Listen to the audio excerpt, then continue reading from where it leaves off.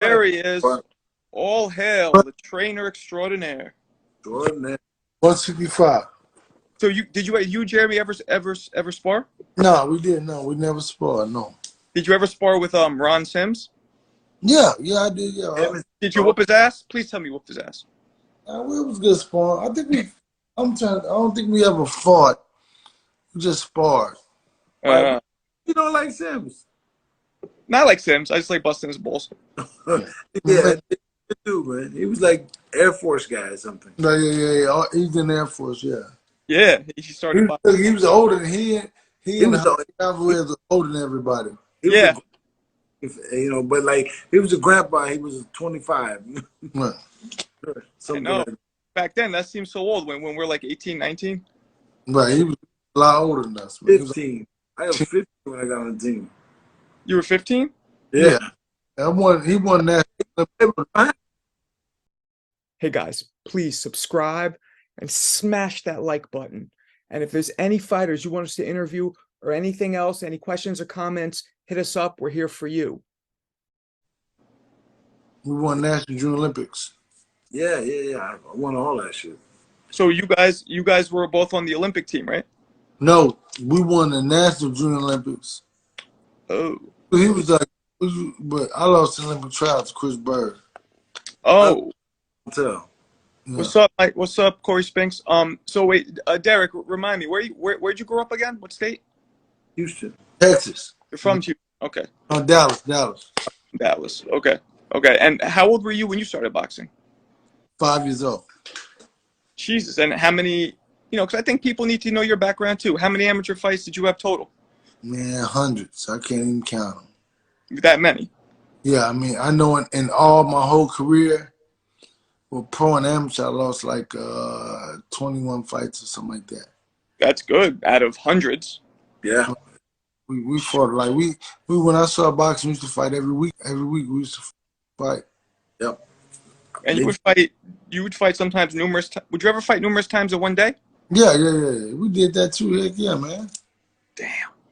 They softened these kids up like shortly after that, but yeah, man, we had to fight more than one time in a day, man. What you talking about?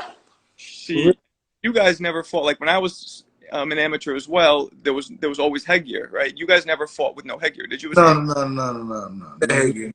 Well, when I was younger, they kind of, that's when they first started kind of wearing them, but they really kind of didn't wear them before. I started boxing like 77. Okay. 97, yeah. And then what you turn pro? Yeah, in 1992. Same year as Jeremy. Yeah. So we came from. We were on the same. We're in the same 4-year group. Yeah. Group, yeah. Damn, Jeremy. When I met you at Kevin Rooney's, I had no idea what kind of amateur background you had. No clue. See, that's why the internet back then. The internet's a good thing now. It could prepare people. Back then, poof. Yeah, right. You can think going all kind of shit, but can't back it up. Right. Nah. So, you fought your pro career, Derrick, at 68? No, at 160, then I fought at 68, then 75. So you kind of move up with the older you get. How'd you feel at 75? I was okay. I felt good. I mean, I was still faster and more athletic than the guys a little bit. Were guys stronger? Not really, because I think my speed and athleticism kind of like I used to move around a lot, so it was like. Was it a big cut to make 75, or you? Nah, man, I would never, Oh, so yeah, these cats, like, I had to move out of 75. I couldn't. I was like, I walk around 95, 200. Really? Yeah. Yeah, I mean, I never had a weight problem, man. I never had a weight problem ever. How tall are you, Derrick? 6'2". Oh wow, you're tall. Right. Yeah. So when you were fighting at 60, you must have been towering over these guys. Yeah. What's funny? Listen, I won the National Junior Olympics at heavyweight, right? What? So the next year, Jeremy won the heavyweight. Yeah. Oh, you won a year before me. I won the year before you. I won in 19. I won 80. I lost in the second round. In 87? 87, yeah. Well, what weight? Uh, 75. I don't know. 80. I don't know. See, the first time I went to National Junior Olympics, I fought 156. Then the next year I fought heavyweight. Wow. I Jeremy, won 189. I wasn't heavy. Yeah. Oh, yeah. Okay. Wasn't like a. I wasn't heavy. Hey, was there any super heavyweights when we was kids? I Yeah, mean, yeah. Edward Escobedo. I know him. I remember him. But I told him we was like little kids, like finding junior stuff. Mhm. Well, he was the super heavyweight on the team. I know that. That's when we were like 17, 18. But I Right. know, No, okay, so listen, Joe Caution won in 87 on our team in the Junior Worlds. But Oh. before, the first time they had super heavyweights was in the 84 Olympics. 80, really? Yeah, that's what they said. 84 Olympics was the first time they had, wow. right. Because I'm just thinking, like when I fought all my junior years, like I thought I was the biggest guy. Nah, because I won the Junior Olympics in heavyweight. Then it was a guy from St. Louis named Joe Caution. He won the super heavyweight. Really? He beat Escobedo? Escobedo for 175. Because see what happened, we were from the same place. So they were like, what y'all gonna do? One of y'all you gonna go? So it was like, we had fought each other before earlier that year. Like, yeah, y'all gonna fight each other and beat each other again? Why do that? So I went at heavyweight and he went 175. So that's how, and both of us ended up winning the National Junior Olympics. Damn. Right. How long did you fight pro? How long was your career? Man, for like 17 years probably. Well, I had some on and off period. It wasn't consistently 17 years. Be some time where I'm not fighting, stop, start back. So yeah. What was your record? What made you pull off and on the boxing? Well, you got a family, you got somebody talking, that's whatever to you. People giving you ear. But I was told that I should quit boxing, never be involved in boxing, that I'm never going to be anything in boxing. Even though I had an amateur career that I already had success at.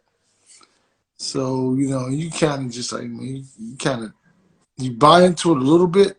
Not that you're not going to be anything in boxing, but that you don't want to hear it, so you succumb to it a little bit. You push. Well, the truth too is the majority of people don't make it in boxing. So That's true. But I mean, just like for me being a trainer now, if I would have listened to the people who told me that, I wouldn't be here. absolutely. What was your pro record? What did it end up being? 21-7. Okay. That's good. That's good. 14. It's funny. People have been talking lately about the records, because I think Errol posted Bomac's record or something. Everybody started comparing you guys' records now, which is stupid, but that's what I think about it is, Bomac, sometimes he talks a lot of trash. I think that's what it is. And I'm not going to get into the back and forth with him. Because you remember, Jeremy, do you remember that, you know what scoring is, right? Like Jonesing, right? Yeah. You remember I used to do that a lot. Yeah. I was good as hell. So if you want to, I still got it. Well, shit. Lighten your load, brother. Let's go. Shit. I'm talking about Bomac, man. I ain't talking about you. Man. Oh, Bowman. How are you talking to me? My bad. You know him personally, like outside the ring? I met him before, like a couple times. I met him before, And we had good, good situation. It was like, but when Terrence was like 135, and he came to Dallas. Then another time when Terrence was going to fight Delorme, and it was in Arlington, basically Dallas, basically. And I saw him again then, but other than that, I hadn't seen him. okay, so you guys don't really know each other. Not like that, not like this. You know what I mean? But nah. Right. Yeah, because I guess I don't dislike him. I mean, don't know him. Don't know him. Best part of Texas to live in is what? I think we got several places, man. Yeah. Dallas, Austin, Houston, and San Antonio, like the big cities. Just those big cities, right? I say that because my son's probably going to be moving to Texas. I mean, listen, I'm just thinking like probably Austin is the tech savvy place. It's a tech city, right? Right. Houston is more oil and gas, right? And then, so if you're an engineer, if you're anything like that, Houston is the thing. But Dallas is like, it has everything. More Are, business ability. are you in Houston now? I'm in Dallas. Dallas, okay. How far is that? Huh? How far of a drive is that? 3.5 hours. Okay, Jeremy, we got to hit Texas next. Put it Yeah. like, let me show you how big Texas is. From Louisiana, like this border to Louisiana, the Which is city called Wasco. So all the way to El Paso, it's 12 hours. No, that's like 15 hours Wow. across I Texas. drove one time by myself into El Paso, out to Beaumont. Yeah, damn, that's down to the bottom, man. Man, I just hit the bottom. I was like a day and a half, maybe 2 to 5. Right, it's far. It's far. Yeah, definitely. It's big. It takes a beautiful state too, and so like we got to give all the props to them. But let's talk about the elephant in the room, man. You guys had a great night. How Right. was how'd Yeah. that come? It was good, man. It was man, you know, doing this thing is real hard. You know, it's not easy at all. You know, constantly being successful is really hard. I mean, you got to be truly dedicated to it. You got to be able to kind of got to be like water, just keep running. You know what I'm saying? Let everything run off. You hear the stuff people say. You can't get mad about it. You can't be, you know, you can't really buy into the social media aspect of it. Well, so let me ask you this. The first fight with Castano was kind of a back and forth, back and forth. The second fight, obviously, the first, I don't know, 4 to 6 rounds were kind of close, but then Charlo just pulled away. Right. What was done differently? Like, was there something specifically that you guys went in there, like, we're going to do this, and this is going to put us over the top? Hey, I can't tell you, but what So I there say, was. it was more of a the last 3 weeks of training camp was a more concentrated, focused interest on implementing my game plan and doing it to the, you know, to the T with the movement. And really, the movement was he would have caught him a little bit more. Like the movement was a little, he didn't do it all the way. Because if he would have did it all the way, he would have, you know, it would have been a little more different. He would have caught him with some other shots. But the movement was, we used the movement to create the openings. Because, you know, Castano was real kind of awkward, right? Yeah, he's awkward, man, but he's really like, he throws the same punch over and over, same punches over and over. And he really, what's funny about it, I want to say about Castano was that in the first fight, when you watch him, when Jamel was hitting him, and Jamel's very fast, Jamel was hitting him with those shots, you can see he was bothered by them. But for some reason, they convinced him that it's okay that you feel like you won the first fight. It's okay.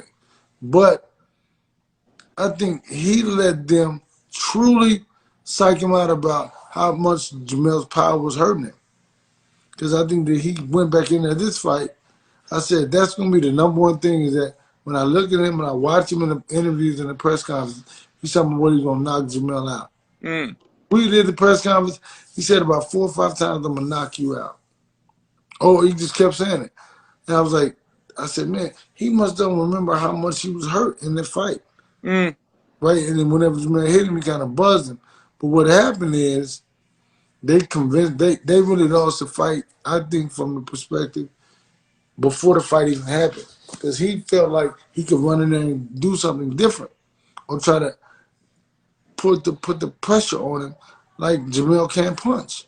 So that's really what I think. And those shots were breaking him down because you said when he started pulling him away, really wasn't he pulling away, that guy started breaking down. Yeah. Yeah. So what do you think was the difference though? Because in the first fight, you know, they were both hitting each other a lot. What do you think was the difference with Jamel's power in this fight? Or maybe it's just what more the punches were placed, the placement. You know, the what do you think? It was I probably like more about the placement, more about the selection of the shots, the variety, and he was just shooting like even from like the first fight you saw, right? It was like kind of like but this fight was more about him. Like he really rarely missed him, and everything was what I was telling him to was like even in one time, don't shoot to the head, man. Shoot everything to the body. Shoot everything to the shoulders. Because what happens is, say hypothetically, if you shoot a hook, I'll say shoot a hook to the shoulders, right? So if you're like this, right, well, to the shoulder. So when I dip down, you see, I'm still going to hit my head. So to the shoulders, right?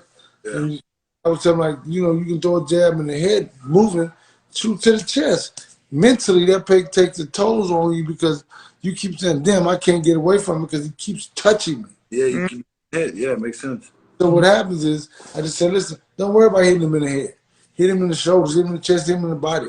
Those organs. Really, that's why everything keeps the body running anyway. And so that's really what it was. He's hitting him, and the guy kept, there was no way to, because even when he gets low, he's going to hit him anywhere. And really going to run right into it. He's running right to it with his head. Oh, there's a difference between what you tell him to do and did you see Canelo's fight where he kept trying to hit Bivol in the arms and it really didn't seem like it didn't work? It looked like he was trying to wear his arms out, right? Well, I think that is different one because I truly believe Canelo trains himself. That's what I believe. I think that You know what happens is when guys they feel like they know everything. That's right. Got so good that because you know the thing about this, the father is the one that trained him. The son is his friend, so he kind of just playing. You know, they playing boxing. I think and the son is his friend. They grew up together, whatever. So what do you think Bivol was trying to do? He was trying to do the old Rocky Marciano trick to like just wear the arms out? That's who was doing that. Canelo was hitting Bivol in the arm. His arms were black and blue afterwards. Hey man, I didn't see the fight. Oh, he kept hitting him over and over. You should watch just the high, over and over to where his arm right here, right at the deltoid, was purple. Yeah, okay. Weird. And at the end, Bivol even made a statement like, they go, "Were you hurt?" He goes, "Yeah, my arms were hurt." But he's like, "Nah." And Rocky Marciano used to do that. He used to beat down fighters' arms so they can't lift their arms up. Right. I mean, that would be, I don't know. I mean, I think that I would do that to somebody, right? Mm-hmm. Do it here, up under here, Yeah, here, there in the back. So hit him up under here and there. I don't know about hitting him on the muscle would give him a frog, right? A big frog, or whatever. Mm-hmm. Mm-hmm. I don't know. Well, it reduces the blood because it pounds up. The frog comes from when the blood sits in one area. Right. That's reduces that frog. So, I mean, in all terms, like you hit a guy in his arms long enough, it's gonna hurt. You hit a guy in the body long enough, it's gonna hurt. It's just what road you're gonna go to. Right. So yes, saying that you had Jamel just touching him, and that was breaking him down. Well, not necessarily touching him, I had him hitting him. He was hitting it pretty good, man. It was some pretty hard shots, some good shots. And yeah, it was pretty good, man. I mean, he broke him down. I mean, he worked him. He broke him down. He punished him. Yeah. When you look at the situation, he punished him, man. Like those inside those body shots and everything he's hitting him with, that breaks him down. It broke him down, man. I'm moving around in my house. Okay. That broke him down. But it hurt him, man. That was that, and that really was what him having to be able. He was a little guy. He really was too small for that particular weight, I believe. Mm-hmm. And I think that or he's just like too small for Jamel. Put it like that. He probably could deal with the other guys, but I think that he's just too small for Jamel. That's what I believe. Was this really important for Jamel because the first fight a lot of people thought was so close? Yeah, man, I think it was important really for him, for me. Mm-hmm. I really wanted. I really wanted him to be successful and win, and and break the. I really wanted him to beat the guy, but I couldn't see it going to the distance. I couldn't. There's no way, like that. I could see him just taking Jamel because he had so much trouble with in the first fight. So that's why I was just assuming that there's no way he's gonna be able to take that power this time. I couldn't imagine it, and and that's really what it was. I couldn't imagine, and not to mention Jamel's counterpunching. He counterpunched so well. Mm-hmm. So well. It was just like every time he threw a punch, it was something coming back. So it was like it was so well, man. He Was did that good. was that something you worked on in camp, where Yeah, no, I give it, you give it, that kind of thing, or? well, it was like, really what it was like the guy was a counterpuncher. So you just assume I said this, we're going to counterpunch his counterpunch. Yeah, that makes sense. And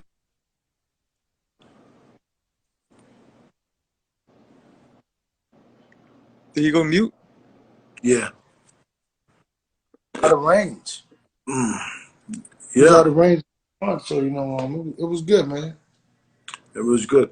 What So what's round? What round do you think was the best round for him, for Charlo? 10. Other than 10, it probably was like, I don't know.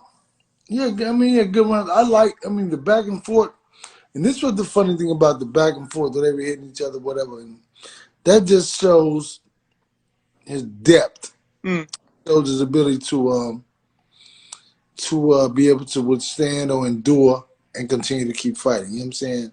Mm-hmm. So that shows the depth, and it shows the ability to carry that power later in the round, just like he knocked out Tony Harrison in the 11th round, and then he knocked out the Jackson kid when he won the title. It was like in the 8th and 9th, 10th round. So it's like he's able to catch guys in the later rounds. This fight, I think, was his best because he was so much more active, and his counterpunching ability was amazing. And is he the first junior middle undisputed? Right. Yeah, and the 4 belts. Yeah. Wow. Yes. Very, Know that? Yes, all 4 belts. yeah. So But how would you so one of the you got 4 belts, some the clock is ticking now. You gotta step up and fight somebody else pretty soon, or what? Well, they got to, that's with the sanctioned bodies. They got to step up and fight us. Well, I know. I say that. Like, I give 30 days, 90 days, 120 days, like. they kind of, they do, but they don't hold it down. Because really, it's ways to get around that. Yeah. Yeah, and it must be hard to satisfy all the sanctioning bodies' mandatories because it's 4 different ones, right? And they don't all have the same fighters that they want you to fight. Right, they don't all have the same fighters, and they really have. What's funny about it is the rules have to change when something like this comes into play. To where, because every year you have to fight a mandatory and you can choose one. So a gimme and a mandatory. That's right. Yeah. And so, and really, the gimme like top 10. So it's really not a gimme, but it is. They can fight. So let me ask you this: everybody in boxing now is buzzing about the one of the most anticipated fights in a long time. Obviously, Errol versus Crawford. Right. I know nothing's signed yet, and I know you're not even thinking about it until it's signed. But how much is this? How likely is this, in your opinion, that this is going to happen? This fight? It's like work out like Chance Crawford fights. We're training in the gym, and it's like I know it's likely. It's just all up to him. Up to Crawford. It's up to him. Yeah. Errol's ready. Well, they're making a deal. He doesn't have anybody who can make a deal that can negotiate for him or So it's like they have to be, talk to him, sit down and do whatever. Whoever's his representatives are, And when that fight happens, and we'll talk again, obviously, but do you see that fight being a difficult fight, or do you see that fight going where like Errol kind of has what it takes to kind of, styles make fights, and Errol's style will be able to make an easier time of it than most people think? Hey man, I think that. See, the thing about it is, what's Errol's style? I mean, the thing about it is, he fought Kell Brook one way, Yeah. Peterson one way. He fought the kid he knocked out. That didn't count in the first round. Then he fought Sean Porter one way. He fought Mike Garcia another way. He fought Danny Garcia another way, and then he fought Ugas another way. He did. What's tell me what his style is. I mean, I guess if you had to sum it up, he's kind of like a, yeah, you're right, because he'll walk you down and pound on you, but he doesn't always do that. Sometimes he'll box you. Right. Yeah. So Okay. like I said, like you can't tell. You don't know what he's gonna do until he does it. And listen, but one thing we know, what his style is, he'll break your ribs and he'll break your face. That's what his style is. That's a good style. I like that style. Listen. He breaks your ribs and he breaks their faces. Do you have? So, as your guy is on the top of the pile right now, at what point in his career do you think he's at? I know it's the hottest spot in the world, but can he climb higher? Which one? Who? Charles. Errol. Errol. Whoever just won that fight. Oh, Jamel. Jamel. I mean, I think that, man, can't get no higher than the undisputed championship. But I think that from a celebrity perspective, yeah, I mean, you can always grow and be bigger and better. That's what I believe. Sim Jr., what's up? Let me go back to the. Do you feel like somebody who switches stances, goes orthodox, southpaw? Do you feel like that? Hey, let me stop that shit. That's some dumb shit. When you listen, when you boxing, that's some new shit, right? Listen, man. Okay, whatever, man. Nobody care about that stuff, man. You for real? The fuck? Kell Brooks switched up, but he only did it twice. Most of these guys try that crap, man. Listen, man. Yeah. Like this, if you prepare for it, what's your benefit? I mean, we prepare. Listen, man. That's some dumb shit, man. Listen, boxing is about technique, not about more. Boxers today are more about athleticism. Okay. Athleticism, not about skill and technique. We're not saying Lennon wasn't athletic. We're saying he won with his skills. See what I'm saying? These guys win with their technique. They win with their athleticism, their speed, their quickness. When, like I said, some guys who have fought, when they lost their athleticism, they start getting knocked out, just like regular people, just like everybody else. So what I'm saying is, listen, it's not saying Ray Leonard or Sweet Pea. Sweet Pea was very athletic, right? But he had boxing skills. You know what I'm saying? So these kids today generally they do everything athleticism and quickness, and speed, reaction time. And no technique. It takes a special kind of dude, man, to be athletic and be a fighter. It's crazy. But this is the thing about it. No, listen. But that athleticism is great, but when you got somebody with some good skills and technique with a good jab, that shit don't do nothing. So you're saying that none of that matters. Switching up stances doesn't make a difference. Man, I mean, listen, man, think about this. This is what you gotta understand. To a top tier fighter, somebody who has skills and technique, I don't think it makes a difference. But like to a subpar fighter, it makes a difference.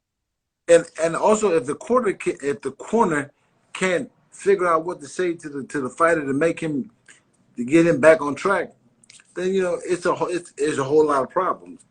But if the corner is ready for it, right, and the fighter's ready for it, because at the end of the day, you waiting on him to do the shit you want. Okay, waiting on that. Yeah. I mean, it's like this. Put it like this too. Nobody's saying he's not a phenomenal fighter. Nobody's saying that. I'm not saying that. I'm just saying that we fought left-handed fighters. We fought right-handed fighters before. Yeah. I mean, like, You fight, you go to the Olympics. You have the pro. You fight left-handed fights. You fight left-handed, right-handed fights. And if you get one of them, you get both of them in one night. Okay, then it's up to them to be able to deal with what you do or how you react to what they do. It's up to them to be able to react to what you do, to what they do. Do No, you, I do you agree. ever look at the fights almost like, so the fighters are fighting, but then there's also the chess match between you and the other trainer? You ever look at it like I don't care about that, man. that? See that I think about that all the time, right? But from the different perspective of, I don't care about what. Listen, I don't think about the coach at all. I think about what the fighter does, what he's gonna do. You know what I mean? But that's what I'm thinking about. But the funny thing about it is, I think most people think the other way. Like they think about what he's gonna do. I was like, what I'm gonna do? Like, man, I don't care about that. I think all these trainers are good at what they do. These guys get to this level, phenomenal.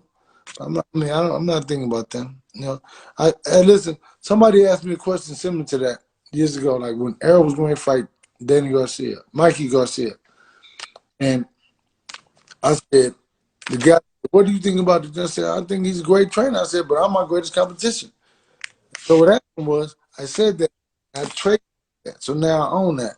So I'm my greatest competition. I'm not worried about them. Now they may be worried about something else, but if I focus on me being the best version of myself, I focus on my guy. Because it's really hard to be consistent. So if you think about Terence Crawford been world champ for like what, 7, 8 years? Mm-hmm. 9.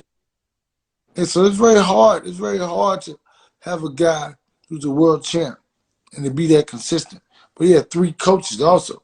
So Yeah. it was very hard too. Regardless, you got 1 or 12 of them. It's still hard to be consistent as a fighter, consistent as that group, that conglomerate, that group of guys to keep this guy to be champ. Then they had the other guy, Jamel Herring. So it's very difficult, just like Canelo.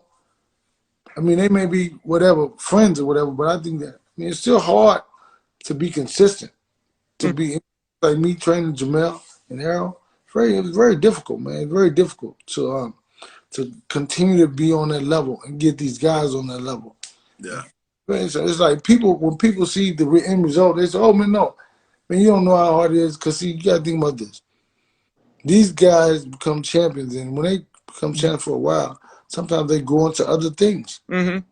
Yeah. Yeah, makes sense. The hunger goes away a little bit, at least. I don't think the hunger goes away. I think that, hey man, it's easy. Everybody trying to get to you. They're trying to get in your ear. The hunger changes. Changes. Right. You're still hungry because you're hungry. You stay champion. Right.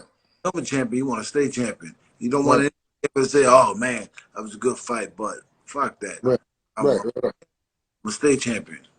So basically, the more successful you're getting, the harder your job is becoming. Hell yeah, because think about the level of consistency. Think about it. And then everybody else, we want like people to hit me up. We can't wait to see your game plan. Like, goddamn, man, let me live, okay? Don't put that type of pressure on me. It's like, yeah, man, so you always got to think about this. You got different game plans for different fights. Each fight, strategizing, then you got to. Yeah, so for me, I'm more all hands active. I'm like more moving. I'm introspective to where I would emulate the. So by me being able to do that or doing that, it's like I gotta be in shape. So it's like, man, it's difficult, man. It's like, listen, it's not an easy job to do, and I think people are quick to criticize. Like I said, man, and this is what I say. Think about this: to be a boxing trainer, for me, I have to be great every day in training. The fighter only has to be great one day. One night. One night, the day of the fight. Yeah. And a lot of times, it's like you correct until the night of the fight, which you see is a phenomenal fight. Wow. And then there's the payoff after that. That's right, yeah, because it's like and my job is to be engaged every day. If I go into a fight, I'm going training, I always want to be teaching, right? Never working them out. When you're working them out, you're BSing them. You're working them out, you don't have to be engaged to work them out. But Yeah. teach nonstop and correct them. I'm not a fan of my guys either. Like, I mean, please, man, I'm not a fan of theirs. I mean, because sometimes you're so much of a fan, you don't see what they're doing wrong. You only look for the end results. For me, I have to be able to grade them, hand up, step here, step there. I'm non-stop. I'm saying that all the time. Right, right. No, I mean, and it's a big thing, man. People are talking about comparing the fight to Hagler and Hearns. You know, like, they're putting it at a real high level, and I agree, man. It's going to be the biggest fight in boxing, and it's going to be amazing, you know, for everybody. It's gonna be a big fight. It's gonna be a big fight. Two big punches, or two punches. You know, I think. Oh, you know, it's gonna be a good fight, man. Yeah, yeah. Two punchers, both smart fighters. You know, Errol's real. I think Errol sometimes doesn't get enough, because you brought it up earlier. He doesn't get enough credit for the technician, how he switches it up. But what it is, funny thing about it. See, the people today, and I don't like to say this, but people today are dumbasses, right? Because they'll say you're a phenomenal fighter if you can switch, which is some asinine shit. You only switching because maybe the other thing is not working. You know what I'm saying? Like you want to master something and master it even more and go even further and deeper to that, right? But I think that, you know, and so with him, because he doesn't switch up, because what he does is so slight, so easy, so simple. Listen, man, you put it like this. The fight, Ugas, if you go research Ugas, when he coming back, he beat the kid, Brian Perella. He beat all these young prospects. Then he started beating the mid-level guys. Then he beat the guys who were ranked. Then he fought against Sean Porter. You know what I'm saying? So he was fighting. He earned that spot, right? Mm-hmm. And he fought Sean to a phenomenal fight, right? Some people think he won. Mm-hmm. Then he fights Pacquiao. He sons him. He schools him. He beat him like, you too small for me, man. But then he comes in there with Errol, and he was like, nothing. No. Yeah. You know what I'm saying? So it's like, so see, and people think that, and see, what they didn't see Errol do is all skill and technique and intellect, intelligence, man. Intelligence. They think like, oh, he's not switching up, man. Man, that switching up stuff is cool for some people, but you guys, when you get in there with top level competition, does it work? Well, you Yeah, know, you people get caught in the middle. Huh? You get caught in the middle. You get caught switching up, right? You people get caught in the middle. people saw, to a lot of people, they just saw Errol just simply walking him down and Man, nothing. that's what he was doing. Not what he was doing. No, of course not. But that's what they saw, and then a lot of people are like, well, if he tries that with Bud, you know, it'll be different. Hey, man, listen, man. I'm just gonna say it like this. First of all, he's throwing over 100 some punches around. All of the punches were hard. Oof. The punches were hard. You see what he did to his ribs, his face, broke his face, Mm-hmm. broke his nose. Listen, so, hey, man, that was contest. And listen, I don't know anybody in boxing who could take an ass whooping like that. That's Who not. got? That's for sure. I'm telling you, because I'm gonna tell you why I said Ugas, because Ugas was the guy. I told him, I said, listen, you're not gonna be able to beat this guy. You got to break him down. The whole camp, I was like, listen, we wanted to break him because there's no way. See, this guy escaped 6 times and got caught Jesus. in Cuba. Yeah. 6 times, and on the 7th time he got away. He's floating in the Gulf of Mexico for 2 days. He ends up in Mexico. Wow. This dude is like, who can beat this guy? You got to break this guy. You can't beat this guy. True. Yeah. Quit. It's up here. Yeah. He's so determined. You see what I'm saying? Who else? Americans don't live like that. In America, we don't have lives like that. That's the difference. So that's what I'm saying. I don't know if somebody's so persistent and has so much fortitude to be able to deal with something like that. Think about that, man. The dude was caught 6 times and he kept trying, knowing that they would do this to him. Come on, man. Wow. So that's a testament to Errol's will. If he could impose his will on somebody like that. Right. And listen, this is the thing about it too. Because of his age and because he's from Cuba, He's like, these are eras of boxers, right? When we fought Jeremy. Boxers were more slick. They were more. They didn't use athleticism as much, right? Right. They the boxing skills. Yeah. So when fighting Ugas, I had to be cognizant of that to know that he's a very intelligent fighter. He's gonna try to catch you, Catch, I catch get, shots to be here. So it's like you have to make sure when he makes his move, you make this move. So you have to counter the move, what he's doing. Because you see, really, if you go back and watch these fights, shit, man, and like what you do, man, Errol's offense took his offense away. He had to keep his hands up and block shots, yeah. Yeah. protect his body, man. So I'm not saying that. I'm just saying I don't know anybody like that who can take that type of situation. No. And listen, people like, oh, you gonna move around, man? He moved. Look, you don't think Ugas is a what kind of fighter? Where's he from? Cuba, the boxer. So listen, so that's all they do is move in the ring, right? Yeah.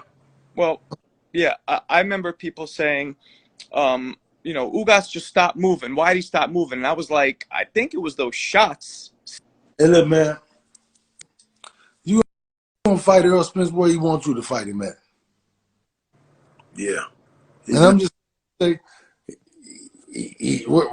all that Cuban stuff was out the window. Yeah, you gotta put the in front of him that he want. That they're not making changes. I get that. That's for sure. I know that. But I think, like I said, I think that I'm not talking about what we're gonna do and how we're gonna do it.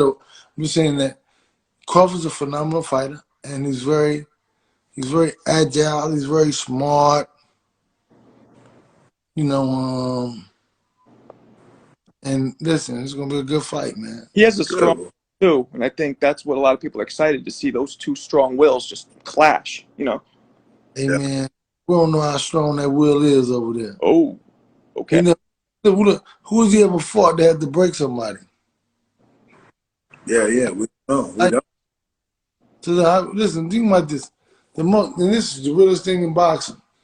How do fighters become champions? I'm gonna tell you how. With a phenomenal matchmaking team to help build and or develop the fighter. Build and or develop. So you build a fight, you just get him wins. You're not fighting. But to develop him, you're challenging him at each step, each stage of the way. Yeah, definitely. So Agree those 100%. longevity. To build a fighter, and I'm not saying he was built, I'm saying that the level of competition was different. So how can we say that? I mean, I don't know. Yeah, we don't know, and we know he's looking phenomenal, but we know that because you think about this, how do you say who's a good fighter? Okay, say you fought a guy who was whatever good and you beat him, but then after you fought him, he never beat nobody else. Right. And you say, okay, well, all right. What about the guys that you beat, but then they kept beating other people and kept and look at, or what about the people you beat and you just took everything out of them? Right. Yeah. That makes sense. So it's like those are three different situations, but They all make. the ones that you can tell is a good fighter, if you beat them, then you come back and just get better and beat somebody else. Right. Yeah, but see, some guys when you beat them one time too many, they're done. Yeah, it's done. Yeah. Because I mean, the gig is up. Yeah. I mean, go ahead. No, it depends on how you beat them too. You know what I'm saying? Like you beat them, if it's winning, you can win, or you can beat a guy. Or you can win, you can knock him out, or you can beat a guy. Yeah, I would rather get knocked out than beat. Right. Really? Yeah. Hell yeah, you get beat. You're not coming back from that shit. Yeah, you beating is repetitive. It's like round after round after round. Man, that's a lot of wear and tear in your body, man. So you psychologically think it's worse to get beat or to get knocked out psychologically? No, it's worse to get beat, man. Look, Yeah, getting beat is way worse. But like if you get because the wind turning about it, you beat, you sleep like, huh? You wake up in the middle of the night, goddamn, see that right hand, that hook coming at you. You know what I mean? You get out. It's one shot early, late, It's middle. over. It's So done. You get beat. You get beat every round, and it's mentally, whole night. And then in your mind, you're like, man, why I can't beat this guy? Then Yeah. you start on yourself. Yeah, I mean, no, and what you were saying was right. Spence's resume at 47 is definitely deeper, and he's beaten, definitely a deeper resume. Um, but not even at 47. Go to all the other 35 or 30, whatever the weight. Like, look at the whole thing. You know. But listen, think about this. If you think about this, we talking about the difference between beating and getting knocked out. Look how Bernard Ogden beat Phyllis Trinidad. Yeah. Let's think about this. That was a horrible because everything he had done his whole career meant nothing when he fought that guy. Yeah, Bernard Hopkins took it. Mentally, he's questioning himself like, damn, he never. Bernard Hopkins broke him. Yeah, yeah. Everything he had up, the way he dominated people, beat people, knocked people out, none of that meant nothing when he fought Bernard Hopkins. no, Because everything he had done to beat everybody else was like, what the hell? So mentally he's lost. It's destroyed mentally and emotionally because boxers are very emotional people. Yeah. yeah.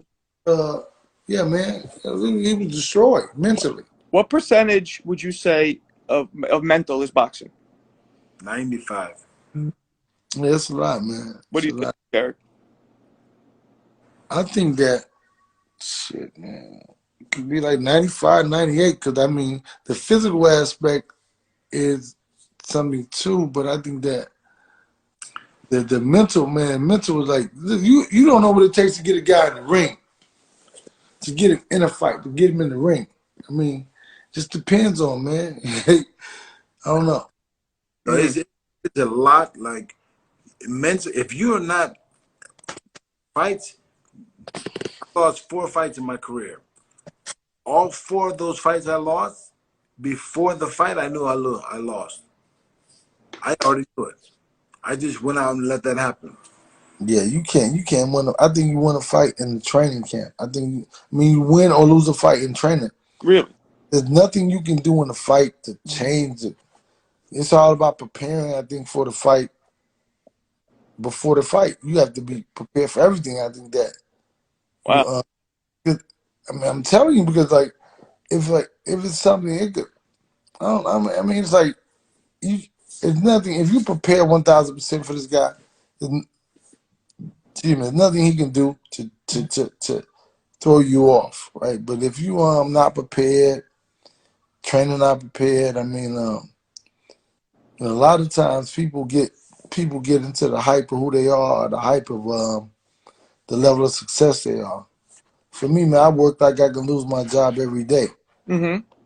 It's I work very like I train my guys like it's not solid. It's not there. You can fire me any day. I've been fired before early in my career, Mm-hmm. and you learn a lot of lessons from that. You learn that you got to work like. And my guy just won a fight, right? And he fired me. He's like, you don't want okay, whatever, What are you gonna do? What are So you gonna do? let me ask this, and I gotta ask this. You saw Errol and Boots talk a little bit. What do you think about Boots? Do you think in the future he has the potential to be one of the top guys? Yeah, he's already kind of close up there now. I think that he's a good fighter. He probably just needs a little bit more depth, and maybe he's getting it in the gym. You see what I'm saying, and not in the fights. So just depends. I think he's a good fighter, man. I only seen him fight like maybe once or twice, but he's a good fighter. He has a lot of buzz behind him. I mean, when I saw him, I was very impressed. He just Right. I think he's good. yeah, and the size and everything. I don't think he's gonna stay at 47 too long. He's almost 6 feet. But No, he's not almost 6 feet, man. He got the most shoes on. oh, really? Not taller than Errol. He's as tall as Errol, No, I said not. Errol's like 5'10". and Boots was shorter. I think he is. Oh, I didn't know Errol was 5'10". I thought Errol was like 5'8" or 5'9". Okay, About 5, maybe about 5'9", 5'10", something like that. okay. Yeah, I heard. And is how is Errol comfortable at 47, or do you think he's going to go up after this? And man, he gonna stay there for whatever he want to stay there for. You know, I mean, this one is something he wants. You know, so you Right, never know. right, right. Okay, yeah, because there was always talks of him. You know, it's hard for him to make weight at 47, and he used to.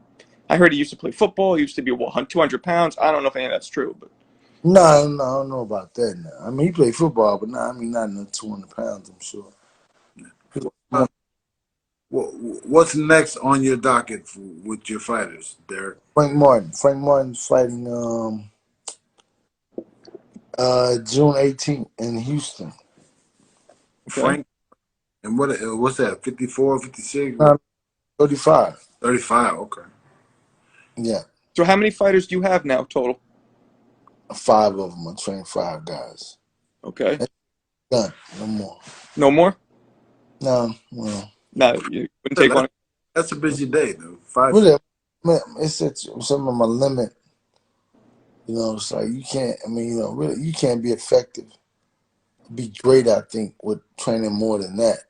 And I like what you do. How you keep the gym private. You know what I mean. You keep everything focused. Right. I mean, it's not a party, man. It's not. It's like you come in here to work. We don't need, you know, not playing games. I mean, it's not a show and tell. You bring your whole run out, man. You know, people at home. If I worked at McDonald's, my family ain't coming to the gym with me. Hey, help me with them fries, cuz. Yeah, that's right. Yeah, come on, man. Nah. So it's like, nah. It's like I think that we want to be able to get away from the situation. Go to work, go to the gym, and be done with it. Yeah, you treat it like your jobs, and you know, Right. respect it like a job. That's good. That's good. Well, we've been on the phone with you for an hour, man. We appreciate it, brother. Thank No you. doubt. Yeah, man. Good talking to you. Let's after the fight's official, let's talk again. Right. Yeah. Yeah. All right, brother. All right. Take care. All right, man. Peace out.